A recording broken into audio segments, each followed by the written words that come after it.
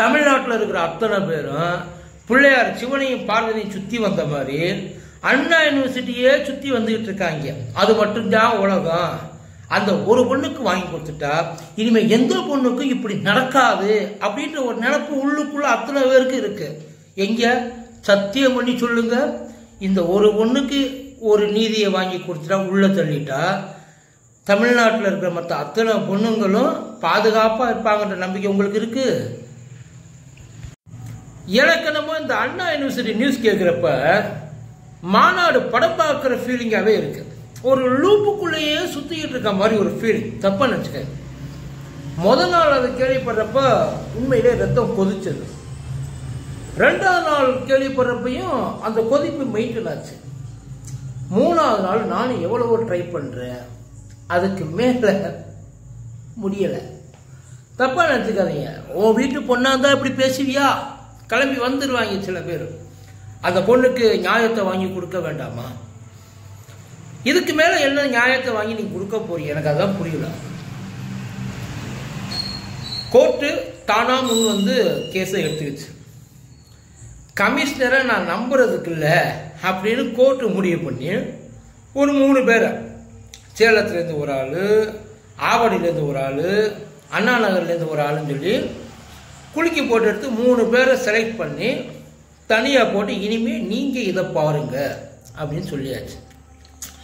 25 லட்சம் ரூபா இழப்பீடு கொடுத்துருக்காங்க.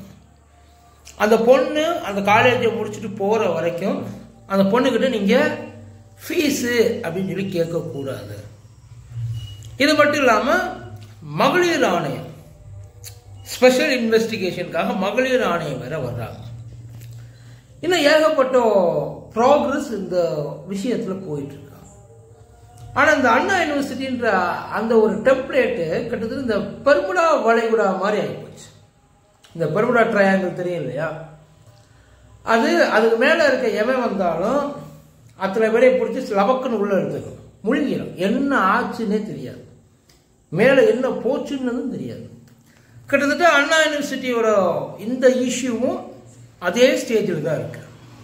இப்போ இந்த பொண்ணுக்கு அதாவது என்னன்னா, அந்த இன்னொரு ஆள் யாரு அப்படின்றத கேள்வி.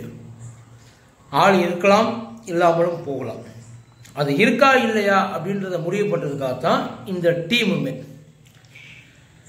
அந்த ஒரு ஆள் ஒரு வேளை இருந்து அவனை கண்டுபிடிச்சு கொடுத்துட்டா தமிழ்நாட்டில் மற்ற எல்லா பொண்ணுங்களும் சேஃபாக இருப்பாங்க, சேஃபாக இருக்கிறாங்க அப்படின்ற ஒரு நினைப்பை நமக்குள்ள கிரியேட் பண்ணிட்டாங்க. தப்பா எடுத்துக்காதீங்க. அந்த பொண்ணுக்கு நியாயம் தேவை. அந்த பொண்ணு அதுக்கு நடந்த அந்த சம்பவம் அதெல்லாம் யாராலையும் அந்த பொண்ணை போய் தேத்த முடியாது. அந்த பொண்ணா தேறி வந்தா தான் உண்டு. இப்போ இவங்க கொடுக்க போகிற காசோ பணமோ இல்லை அவனை தூக்கி ஜெயிலில் போடுறதோ அந்த பொண்ணுக்கு நடந்தது இல்லை அப்படின்னு சொல்லிட்டு ஆயிடாது. ஆனால் இந்த ஒரு பொண்ணுக்கு மட்டும்தான் இப்படி நடந்தது, இல்லை இந்த ஒரு பொண்ணுக்காக நம்ம போராடி வாங்கி கொடுத்துட்டோம்னா இனிமே தமிழ்நாட்டில் ஏன் இந்தியாவிலே இந்த மாதிரி ஒரு சம்பவம் இனிமே நடக்காது அப்படின்ற ஒரு உள்ளுணர்வு நமக்குள்ள இருக்குதோ. இந்த ஒரு பொண்ணுக்கு வாங்கி கொடுத்துட்டா அது இதே மாதிரி நடக்கிற எல்லா பொண்ணுங்களுக்கும் இதே மாதிரி வாங்கி கொடுத்துடலாமா? இல்லை இனிமே எந்த பொண்ணுக்கும் இதே மாதிரி நடக்காது. யாராச்சும் உத்தரவாதம் தர முடியும்? யாராச்சும்? ஐயா, எமோஷனல் ஆகாதீங்க, கொஞ்சம் ப்ராக்டிக்கலாக யோசிங்க. நல்லா தெரிஞ்சுங்க, பேஸ் சரியில்லைன்னா நீ எவ்வளவு தூரம் ஒசரமாக கட்டினாலும் வேலையாகாது. பேஸ் ஸ்ட்ராங்காக போகணும்ல. பேஸ் என்ன? எவனாச்சும் ஒருத்தன் இந்த மாதிரி சம்பவம் செஞ்சுட்டா, அது நிரூபிக்கப்பட்டா, ஆதாரம் இருந்தா அவன் உசுரோடு இருக்கக்கூடாது. ஒருவேளை உசுரோடு இருந்தாலும் எதுக்கும் பிரயோஜனப்படாதவனா இருக்கணும். இவ்வளவுதான். இந்த மாதிரி ஒரு விஷயம் இருந்தால் அப்பயுமே நம்ம ஊர்ல தாராளமாக இது நடக்கும். நடக்காதுலாம் கிடையாது. ஆனால் நடக்கிறதுக்கு முன்னாடி யோசிப்பாங்க. இப்போ நடக்கிற மாதிரி இந்த கடிகாரத்தில் முள்ள டிக்கு டிக்குனாங்கல்ல, அந்த டிக்குக்கெல்லாம் ஒரு சம்பவம் நடக்காது. ஏன்னா இப்போ அந்த மாதிரி தான் நடந்துக்கிட்டு இருக்கு. நமக்கு வெளியில் தெரிகிற சம்பவங்கள் ரொம்ப கம்மி சார். வெக்கப்பட்டு மானத்துக்கு பயந்து உசுருக்கு பயந்து சொல்லாமல் உள்ளுக்குள்ளேயே போட்டு புதைச்சி வச்சிருக்கிறவங்க ஏராளமான பேர்.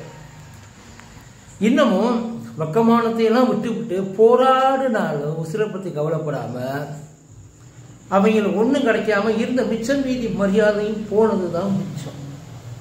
நம்ம ஊர்கள் அப்படி தான் இருக்கு. பல பேர் பணத்தை போட்டுக்கிட்டு போராடிட்டு கிடக்குறாங்க. அவங்களுக்கு எந்த விதமான ஒரு ஜஸ்டிஸும் இது வரைக்கும் அவங்க பக்கம் அந்த சந்து வழியாக கூட போனதில்லை. அப்படித்தான் இருக்குது பல பேருக்கு. ஏதோ 1-2 பேருக்கு இந்த மாதிரி பயங்கரமாக ஒரு மீடியா லைட் வந்து மேலப்பட்டு அது என்ன ஆச்சுன்னு பார்த்தீங்கன்னா, அந்த ஃபோக்கஸ் லைட் மாதிரி அந்த ஒரு இடத்துல மட்டுமே பாஞ்சுக்கிட்டு இருப்பாங்க எல்லாரும். இப்போ நமக்கு இந்த ஒரு பொண்ணுக்கு மட்டும் நியாயம் கிடைச்சா போதுமா, இல்லை இருக்கிற எல்லா பொண்ணுங்களுக்கும் நியாயம் கிடைக்கணுமா? எல்லா பொண்ணுங்களுக்கும் நியாயம் கிடைக்கணும்னா இந்த ஒரு கேஸை விட்டுவிட்டு இதே எல்லா கேஸாகவும் எடுத்துக்கிட்டு ஒட்டு மொத்தமாக எல்லாருக்கும் ஒரே நேரத்தில் ஒரே தீர்ப்பாக சொல்லிட்டு போயிடலாமே. இப்போது ஒரு விவாகரத்து கேஸ், ஒரு ஈவ்டீசிங் கேஸ் அப்படின்னா அந்த ஈவ்டீசிங்க்கு எல்லாத்துக்குமே ஒரு சட்டம் ஒன்று இருக்குது. அதை படிப்படியாக பொது வழியில் தப்பாக பேசுறது, பொது வழியில் ஒரு பொண்ணை பார்க்கறது, பொது வழியில் ஒரு பொண்ணுக்கிட்ட தப்பாக நடந்துக்க முயற்சி பண்ணுறது, இந்த மாதிரி பல ஆங்கிள் இருக்குது. இதெல்லாம் வேற. இந்த அப்யூசிங் கேஸுன்றது வேறு. இந்த அப்யூசிங் கேஸில் நமக்கு கிடைக்கிற அதிகபட்ச தண்டனை எப்போ கிடைக்கும்? மறுபடியும் இதே தான், கிளீஷியா தான். தண்டனைகள் கடுமையாக இருந்தால் தான் தப்புக்கள் குறையும்பாங்கல்ல. நம்ம ஊரில் தண்டனை கடுமையாக இருந்தாலே தப்பு அதை விட கடுமையாக போயிட்டு இருக்கோம். அப்பேற்பட்ட ஊர் நம்ம ஊர். இந்த ஊரில் இருந்துக்கிட்டு அவன்கிட்ட செல்லம், ஒரு ராஜா இப்படிலாம் செய்கிறது தப்புமா, உன்னைய நான் திருத்துறேன். அவன் திருந்தி என்ன ஆக போகிறான்? தெரியாமல் செஞ்ச தப்புக்கு இந்த தண்டனை. தப்பு பண்ணிட்டேன், இனிமே அந்த தப்பை பண்ணக்கூடாது அப்படின்னு சொல்றதுக்காக. ஆனால் அவங்க செய்கிறத தப்பை எப்படியெல்லாம் டிசைனாக செய்யலாம், வெரைட்டியாக பண்ணலாம். ஏன்னா என்னை காப்பாற்றுறதுக்கு ஆள் இருக்கு, என்னைய உள்ள போக விடாமல் தடுக்கிறதுக்கே பல பேர் இருக்காங்க, என் மேலே கை வைக்கிறதுக்கு போலீஸ் பயப்படும். அப்படியே உள்ளதுனால என்னால் வெளியில் வந்துட முடியும். இப்படி எண்ணங்கள் எவ்வளவோ பேருக்கு இங்கே இருக்கிறவங்களுக்கு இருக்குது. இந்த எண்ணத்தை உடைக்கிறதுக்கு என்ன செய்யணும்? அவனை மட்டும் இல்லை, சிட்டிசன் படத்தில் வர அதே தண்டனை தான். அவனுக்கு உதவி பண்ணவன், அவனுக்கு உதவி பண்ணவன், இந்த லிங்க் எவ்வளவு வசரம் வரைக்கும் போதோ அது வரைக்கும் நூல் பிடிச்ச போயிட்டு கடைசியில் ஒருத்தர் பிடிச்சி நிற்பான்ல, அவனை அங்கே கட்டி இழுத்துட்டு வரணும். அப்படி பண்ணாதான் இது ஒழியும்.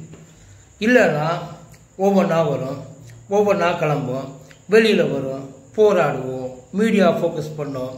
அதுக்கப்புறம் ஸ்பெஷல் இன்வெஸ்டிகேஷன் டீமு வருஷம் பூரா இதே ஆயுசு பூரா போராடணும்யா. யாரெல்லாம் தயாராக இருக்கீங்க அதுக்கு? அப்போது இந்த இடத்துல நாம் எங்கே இப்போ புரியுதா ஏன் இதுக்குள்ளே சுற்றிக்கிட்டு இருக்கோம்ட்டு? இது ஒன்று மட்டும் கிடையாது.